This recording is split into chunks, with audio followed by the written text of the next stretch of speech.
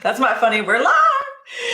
Hello, hello, hello. I'm Nancy Sheed of Sheed Communications, and I am super excited. Actually, I'd say even giddy today to be chatting with a dear friend, book editor, ghostwriter, Brooke White. Brooke, thank you for being here. Thank you for having me. Brooke is going to sort of shed some light on the role of working with authors in either the ghostwriter and or the book editor perspective.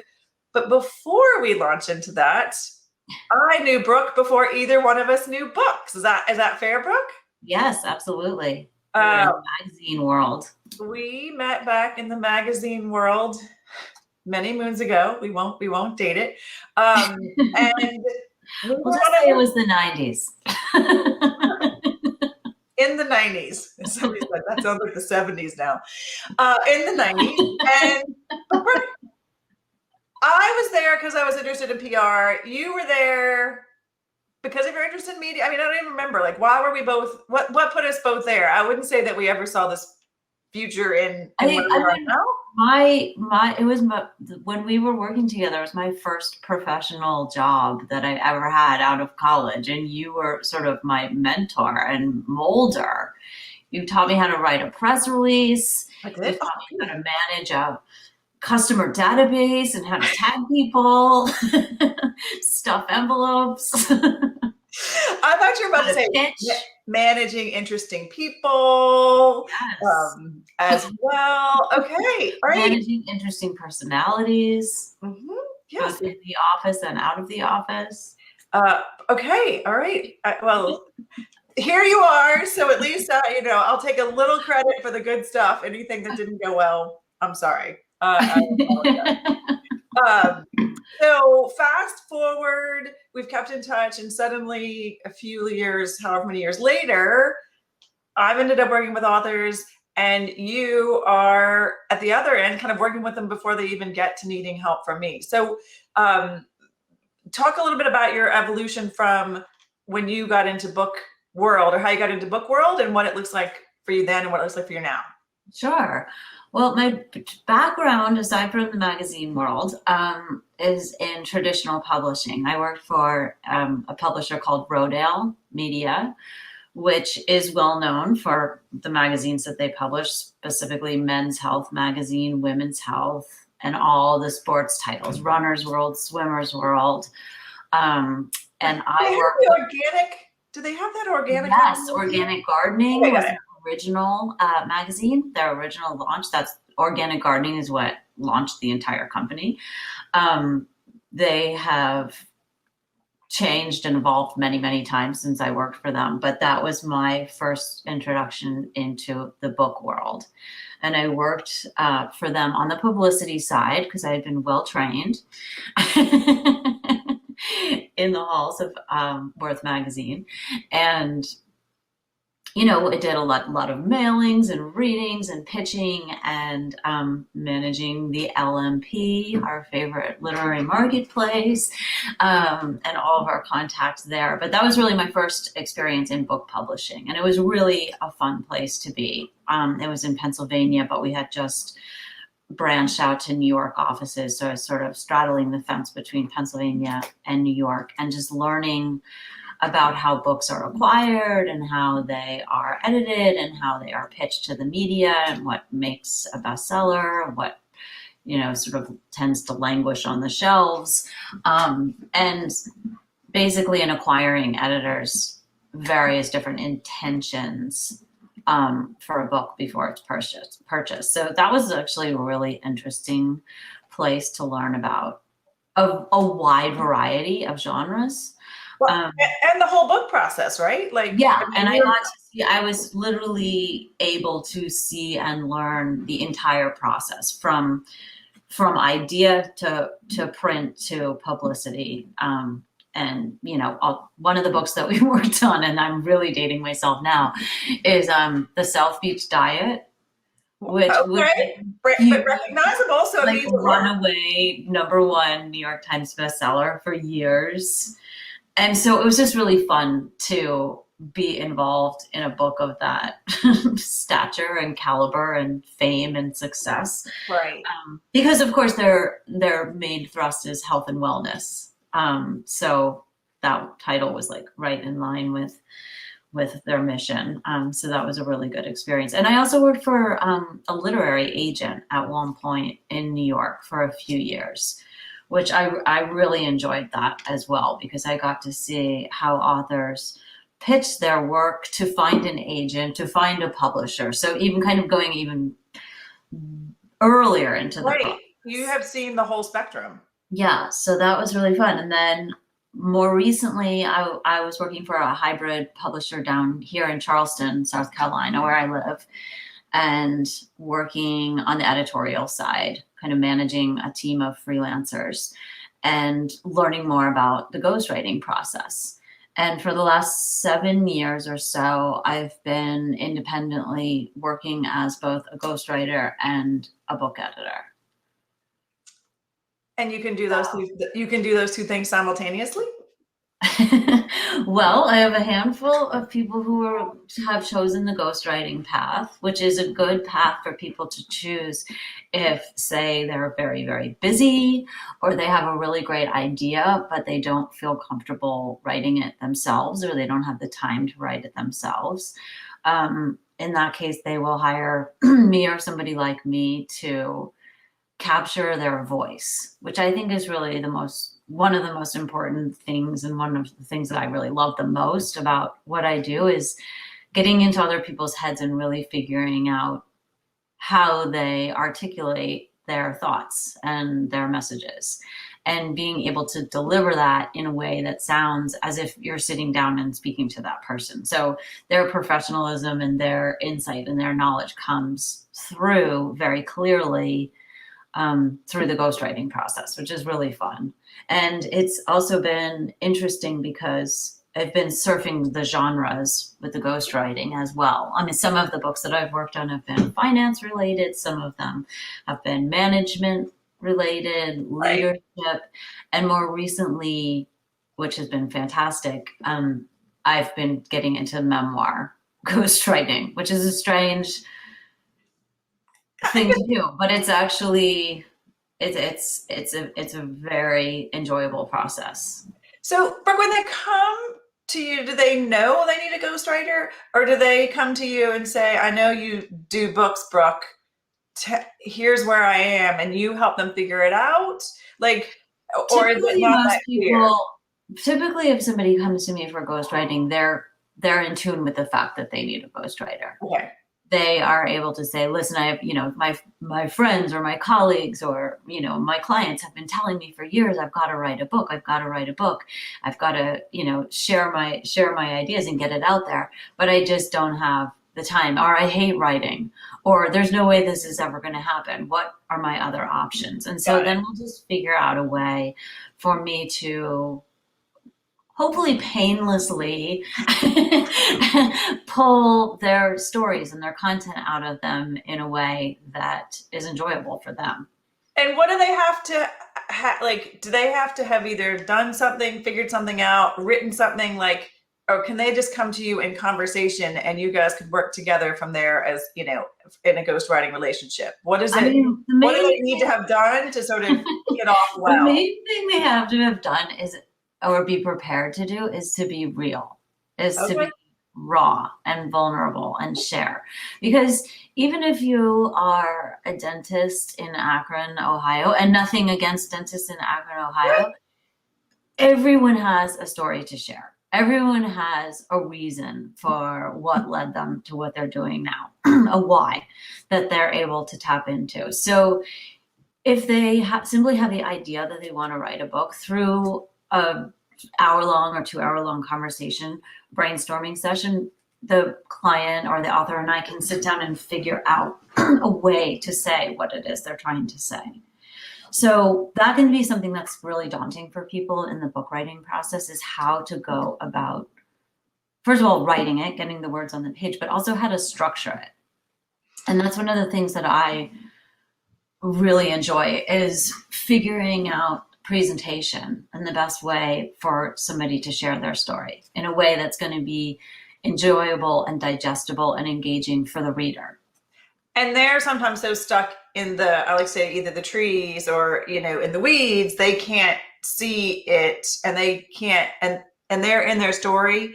They can't put themselves in the position of consuming it or enjoying it or engaging with it as a reader, as you just said, right? Like, Exactly. um, Exactly. does it happen whether we're going to talk about book editing as well, so I don't know if it happens more in that situation or ghostwriting. Does it happen that when they come to you with the idea of this is what they think the book is about, that the book ends up being about something else or something different or a different take? Do you know what I mean? When you, because I mean, I hear that when you kind of do actually do that digging and pulling, that where you originally started with your book idea doesn't always end up being the book.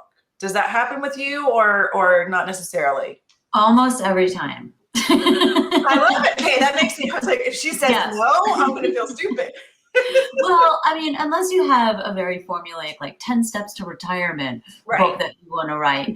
But usually when things are of a more personal nature, or people want to share their stories or their memoir, or they want to get into something that happened to them in the past, things tend to evolve and shift. And, you know, you'll tell a handful of stories and maybe two of them will make the cut, and Right.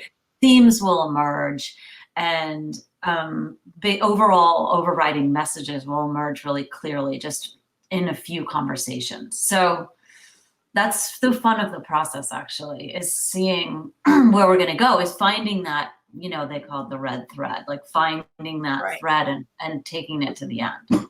And is it as fun for them, or sometimes is it a little bit shocking I've and heard that raw? it is. I've heard mostly positive feedback. Um, it always does take a little bit longer than people anticipate that it will, because there's quite a lot of back and forth, you Right. know. It's not just a one and done, you know, like, okay, here's your book, hope you like it, bye. You Right. know, they have to read it and get into it and get their hands dirty and sort of roll up their sleeves and get into the words of it. But for a lot of people, it's tremendously rewarding, because then they're seeing their words on the page and their story on the page. And when faced with that, it can certainly be daunting. But it's also, I've heard, you know, cathartic Good. in many ways. Good. Well, and I think there is that image of ghostwriter, like, okay, it's my book idea, but the ghostwriter does all the work, right? And that's not a satisfactory book at all, right? No, I mean, it's a deeply collaborative process, and that's what I really like about it. And that's what eventually, you know, it it's scary, because of course most people who are hiring ghostwriters have never written a book before, obviously, so that they have no idea how it's going to go. So the whole process on both the ghostwriting side and even the editorial side requires a lot of trust, and finding the right editor or finding the right ghostwriter is should be a bit of a process. I mean, you definitely want to do your homework and shop around and ask for referrals and maybe even talk to previous clients. And, you know, the same as you would if you were hiring a shrink or a Right. contractor or like anyone who's going Right. to fix something or build something for you. You want to know that you're in good hands and be able to really open up and trust them in the process. Okay, do you do things like, do you have personality tests or any sort of No. like intakey things? Like, do you have like okay, we're gonna work together and I find out you're this on the Enneagram scale, or you know, that you're this on the No. Myers-Briggs, we're not gonna work together, or what's your astrological sign? Yeah, that's a good idea. I Well, mean, it's like a job interview. I mean, you can tell within the first you can tell usually within the first 5 minutes if you're going to click with the person or not. I do agree. I mean, Usually just after one phone call, I feel, yes, this right, person is right. so interesting and so funny or so nice or whatever, you know, whatever adjective fits the bill. And if they feel comfortable with me, that's really Right. And important. they've hung up the phone and said the same thing about, oh my God, Exactly. that Brooke gets me. It's awesome. It's amazing. Right. Yeah, exactly. Exactly. So, I mean, it's pretty, knock on wood, I haven't had any people who have gone gone dark on me, or, become something that I didn't think that they were. Right. It's always been pretty straightforward. It is very personal. So Mark, we're going to shift to if somebody's coming to you and it's written, or it's the manuscript is there, right? Mhm. Do people come to you and say it's finished, or do people come and say, okay, here's the draft, I need some help, I don't know where to go? What does that look like to you when kind of people are looking for the book editor, or when should they? I mean, I'm sure there are times when people should have and they didn't, so that's a whole nother story, but Right. I mean, every single book needs to have an editor, and it say depends that on again really loud because I don't. every single book needs to have an editor. You must have your work edited, because you want to put your best, most professional self forward. You want to come out of the gate strong. You want someone who's going to help you shine. And that's really the role of an editor, is to elevate the words on the page so that the author can put their best face forward and sound extraordinarily professional, or appealing or relatable, or however it is they want to sound. That's the tone of the book can vary Right. dramatically, but there are two paths one can go when writing a book from the editorial standpoint: the self-publishing route or the traditional publishing route. Now, typically, a traditional publisher will provide an editor in-house under the umbrella. It's one of the services that Right. they will provide. Now, obviously, way more in recent years, people have chosen to go the self-publishing route, and in that case, absolutely, you must have an editor. Yeah. And Otherwise, you're simply just like uploading a Word document. Because it's just a second pair. It's a second pair of eyes, and it's a second pair of eyes that's going to go very deep and help you expose the weaknesses in your story and fix them. right. And I just want to clarify, because this is becoming an ongoing question and conversation when more people who are coming to me saying, "Oh, I hear you work with authors," and we talk about the different routes, right? You said self-publishing, you said traditional publishing. You also mentioned that you would work for a hybrid publisher. What does it look like? And I want to clarify for people, because it is not straightforward, right? No, it's The so minute you kind of, and there are even shades of gray on the traditional publishing scale, right? Like I know somebody's traditionally absolutely. published, but it's a small traditional publisher, so she's really doing all the stuff as if it were most of the stuff as it were self-published. So in the hybrid situation, again, it's not straightforward, because sometimes they do and sometimes they don't offer you an editor, right? Like sometimes you can come in with your edited book if they hired you, versus sometimes they do offer it, and sometimes it's like different Yes. level pricing. Is that what it looks like? Yes. Well, the hybrid publisher that I worked for here in Charleston offered these two paths as well. Ghostwrite, they didn't refer to it as ghostwriting, but essentially that is what it was, or editing. And in the editing case, what they would do is they would offer a manuscript review before you even start or sign up. And in that case, an expert editor would review the manuscript and evaluate the level of editing that was necessary to bring it to a publishable professional standard. Right. And I think hybrid publishing offers almost an a la carte menu of Right. services that you can choose from, both editorial and primarily marketing, but also book design, illustration, distribution, printing, all of the services that fall under traditional publishing as well. Ebook conversion. I mean, that is a topic in and of itself. I know we're gonna get there. Like I didn't mean to get off topic of all those things, but I think it helps people. I mean, just this week I've had 2 conversations with people who are, self/hybrid, and their manuscripts are done, but the common thread for both of them is like, oh my God, everybody is a specialist, right? Mm-hmm. Like we were talking, and I said, I can't do Amazon for you, right? Like Right. that in and of itself is Mm-hmm. a specialty. Like if you were Right. self-publishing, managing the Amazon world, and the whole ecosystem of Amazon is a skill I almost put up there with accounting. Like it's Right. Great.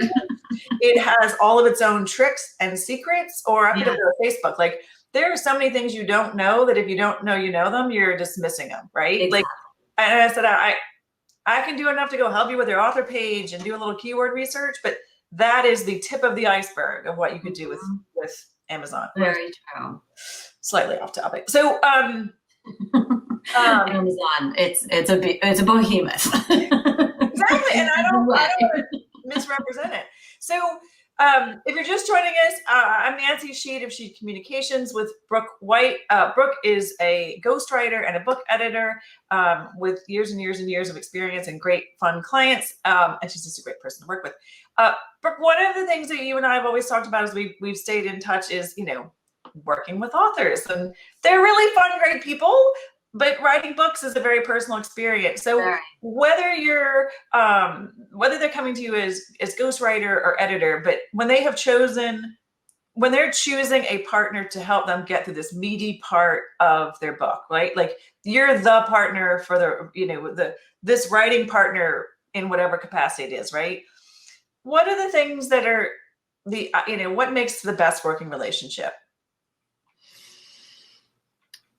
Trust.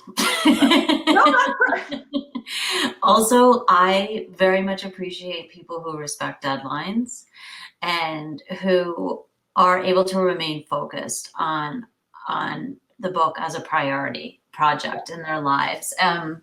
Strangely, many people can begin the process and then get distracted by, life happens, of course, life happens.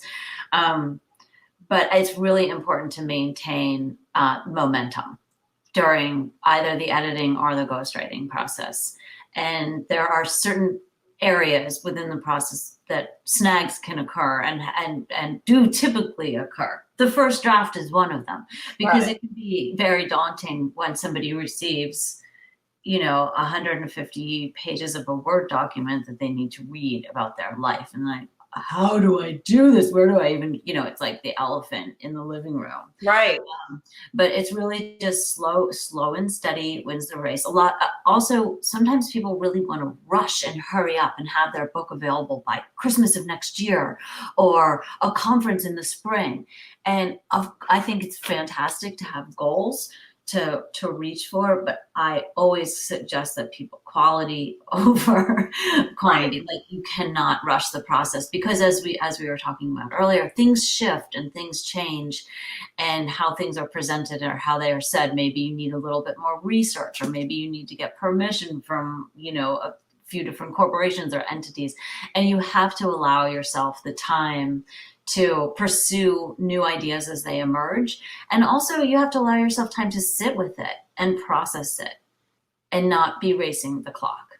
Yeah. And I was also, so I'm assuming that most people, if they're coming to you, or typically this is their first time as an author. So do you actually have a process that I'm sure you explain to them how this goes and they nod their head like, yeah, I got it. But once they're in the middle of it, like you said, when you hand back that manuscript, right? Do you say, here are some suggestions on how to process this, or how to read it? Like, have you learned, like, you can't just hand it over and say, don't take a red pen to it, or, have you sort of developed your own kind of toolkit for helping them get to that finish line in a timely yet reflective manner, right? Yes, very much so. And one thing that can be a hard mental switch for people is that, this is my book. I'm writing my story, my experience, my this.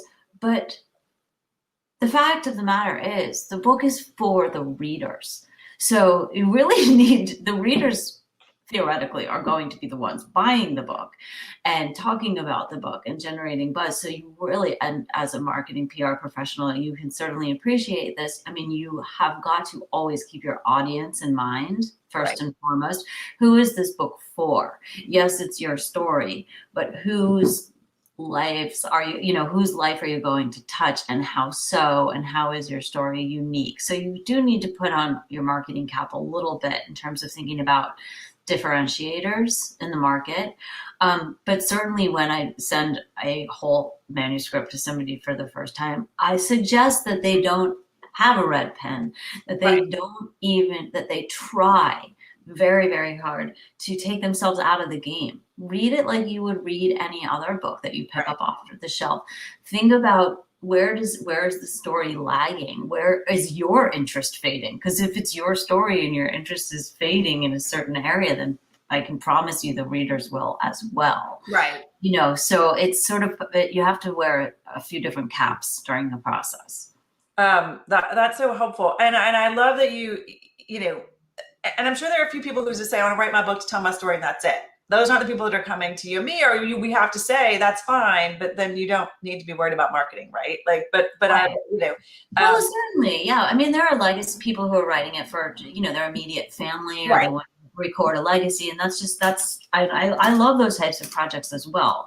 But for the purpose of this conversation, I think we're thinking about people who want to get their book, to market. yeah. Yeah, and you called it. We say the same thing when I just was chatting with a client yesterday. She's like, I now always think about what's the call to action. I always think about what is the consumer right. Like I always, she's like, and she said, I always now have your voice in my head of, am I in the weeds, or is this too, is this too techie, or is this too specific? Right. Right. Because they're stuck in it all day and they don't have to do that. So I feel like that is.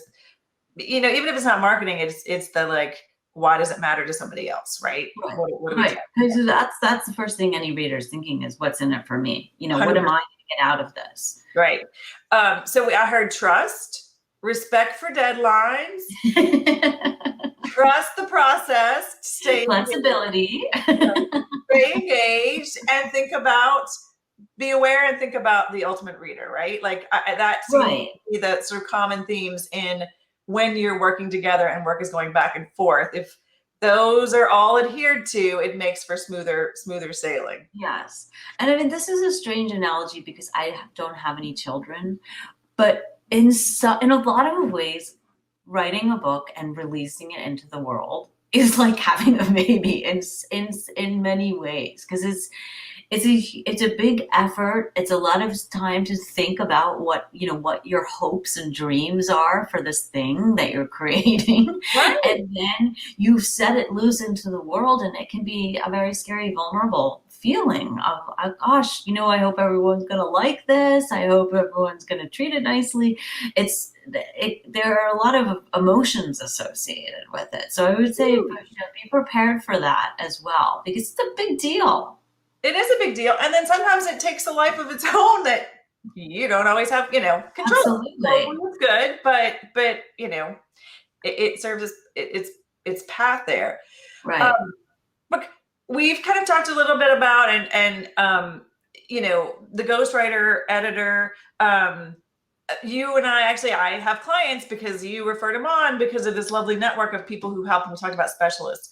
Who are the key people that you like to make sure that your authors are working with, or just the basics? Because again, we just talked about editor in general, right? Like we haven't talked about a proof, a copy, like we're not going down the rabbit hole of how many editors there can be. But who do you see as the key kind of team to help people or help first-time authors with their book? We're assuming this is the self or hybrid, right? Right. We're assuming this isn't the traditional role. Well, again, it goes back to that marketing cap, and I'm not saying this just to plug your services, but I love that. That's fun. You need to keep your audience in mind, and the time to think about marketing and publicity is not when the books come off the printer. So the sooner you can start thinking about that and laying the foundation for your presence online and out in the world, the better. I mean, a lot of traditional publishers won't even consider you unless you have however many millions of followers or an existing platform. Right. And self-published authors need to build their platform with the help of a good marketer or a good publicist on their own. And that in and of itself can be just as daunting, if not as daunting as the book writing process, because it's a pretty specific skill set. So, I mean, I say marketing, you definitely want to be thinking about that. And it's a good idea to research some publishing partners in advance and know who is going to take the reins when the editorial process is complete. Many of these hybrid publishers and self-publishers also offer editorial in-house. The benefit of hiring an independent editor, in my completely biased, selfish opinion, is that you're going to get more of a hands-on experience. You're going to get somebody who's devoted 100% to you, Right. your book and your message, who's going to roll up their sleeves and really get in there and work through multiple drafts with you. Well, I do that anyway. Right. Typically, if you go with a traditional or self-publishing editorial option, you're going to get one back and forth, and that's pretty much it. Right. I want to get it right, and I want people to feel really proud of the book that they're publishing, because my name is on it too. So I want it, I want both of us to feel really proud of it and be happy to spread the word.